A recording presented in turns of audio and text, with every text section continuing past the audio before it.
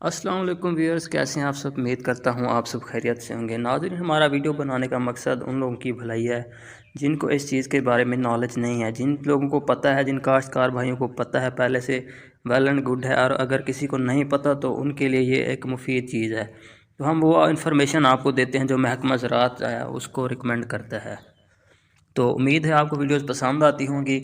अगर वीडियोज़ अच्छी लगती हैं तो वीडियो को लाइक कर दिया करें और कमेंट सेक्शन में अपनी राय का इजहार ज़रूर किया करें ताकि हमारा भी भला हो सके। अगर कोई चीज़ जहाँ से रह जाती है तो आप जो है उसमें ऐड कर दिया करें।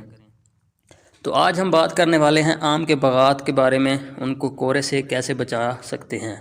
क्योंकि आपको पता है सर्दियों का मौसम है, तो इस मौसम में कोरे पड़ने का ख़तरा जो होता है वो काफ़ी ज़्यादा होता है और आम के छोटे पौधे जो होते हैं वो कोरा बर्दाश्त नहीं कर सकते। तो आज हम इसके ऊपर बात करते हैं। आम दोस्तों एक गर्म मरतूब आबो हवा का इंतहाई अहम फल है। ऐसी आबो हवा में इसके बागात जो है वो तेज़ी से नशोनुमा पाते हैं। आम में पौधों की बढ़ोतरी के लिए मौजूद तरीन दर्जा हरारत जो है वो 25 डिग्री सेंटीग्रेड है, लेकिन ये 10 डिग्री सेंटीग्रेड से 37 डिग्री सेंटीग्रेड तक कामयाबी से जो है परवरिश कर सकता है। जबकि आम का पौधा जो है वो सर्दी से बहुत ज़्यादा मुतासर होता है।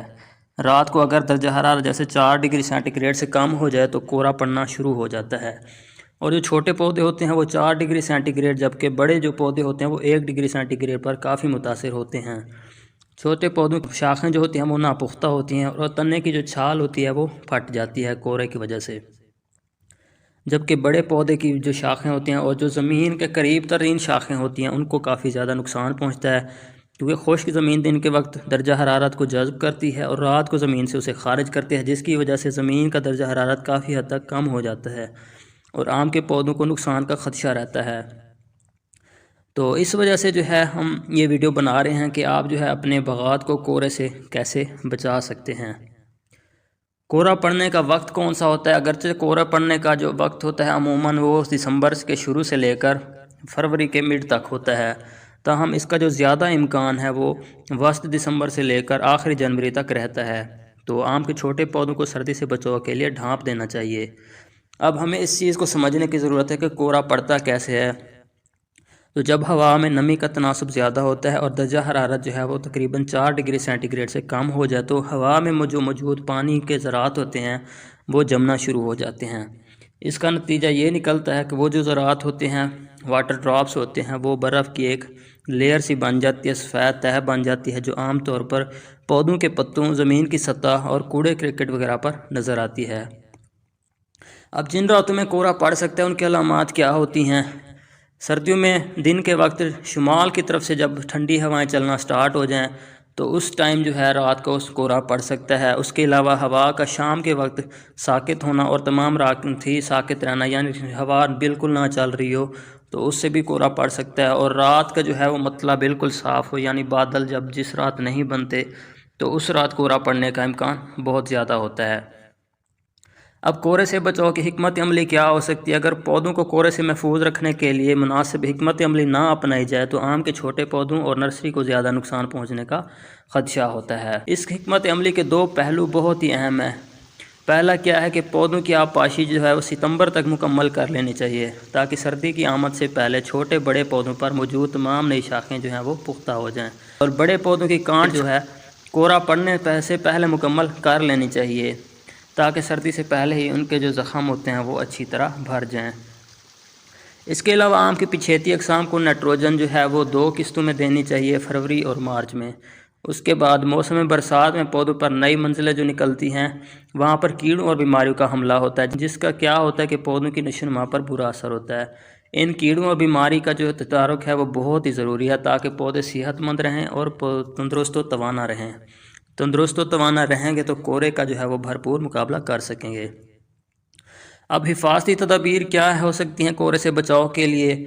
इसके लिए छोटे पौधों को जो है वो अक्सर ढाँप दिया जाता है।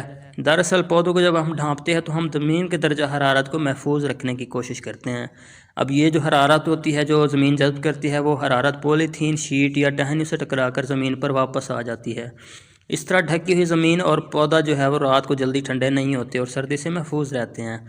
दरअसल इसी तरीके से ही ज़मीन की हरारत को महफूज किया जाता है। इसलिए पौधे ढाँपते वक्त ये ख्याल रखें कि जितनी ज़्यादा ज़मीन पौधे के साथ उस झोंपड़ी में आएगी, उतना ज़्यादा देर तक पौधा जो है वो सर्दी से महफूज रहेगा।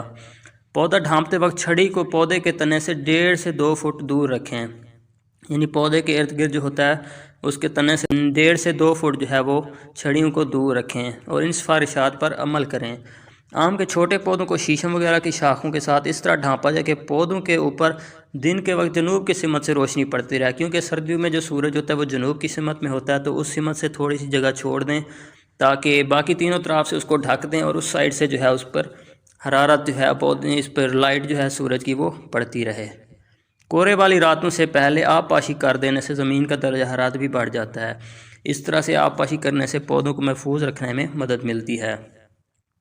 आम की नर्सरी को कोहरे से बचाने का एक और मौसर तरीका इसको प्लास्टिक से ढांप देना है, यानी प्लास्टिक शीट से पौधे ढांपने हों तो पहले पौधे के गिर्द नरम जो छड़ियाँ होती हैं उनका जाल बना लें और छड़ियों को पौधे की छतरी के ऊपर बांध दें। फिर इसके ऊपर प्लास्टिक शीट डाल दें, शीट को जो है ऊपर से बांध दें और नीचे ज़मीन तक इसको फैला दें और ज़मीन पर इस तने से दूर रखना चाहिए, जो शीट होती है तने से थोड़ा सा दूर फैलाकर इसके ऊपर जो है वो मिट्टी डाल दें और शीट में 2 बारीक सुराख कर दें। यह तरीका कारआमद साबित होता है छोटे पौधों को कोहरे के असर से महफूज रखने के लिए। उसके अलावा बाग में जब आम का पौधा 5 फीट से बड़ा हो जाए तो उसे 5% चूने का स्प्रे कर दें। इस तरह चूने की पतली सी तह जो होती है वो पत्तों और शाखों पर बन जाती है, जो कोहरे के असरात को कम कर देती है। उसके अलावा बड़े पौधों के तनों पर जो है वो सफ़ेदी कर देनी चाहिए और छोटे जो पौधे के तने हैं उन पर पराली वगैरह बांध दें। मज़ीद कर सकते हैं कि उन्हें पटसन के टुकड़ों से लपेट कर भी कोहरे और सर्दी से महफूज रख सकते हैं। उसके अलावा पौधे की ग़िज़ाई ज़रूरियात का ख्याल रखना चाहिए ताकि पौधे जो हैं वो तंदुरुस्त व तवाना रहें। कमज़ोर पौधे पर कोहरे के असरात बहुत ज़्यादा होते हैं। उसके अलावा कोहरे और सर्दी से बाखबर रहने के लिए अखबार वगैरह, रेडियो, टेलीविज़न से मुंसलिक रहना बहुत ज़रूरी है। तो उम्मीद है वीडियो आपको पसंद आई होगी। वीडियो अच्छी लगी है तो वीडियो को लाइक कर दें और शेयर भी कर दें ताकि मैक्सिमम लोगों का जो है इससे भला हो सके, और कमेंट सेक्शन में अपनी कीमती राय का इजहार ज़रूर करें।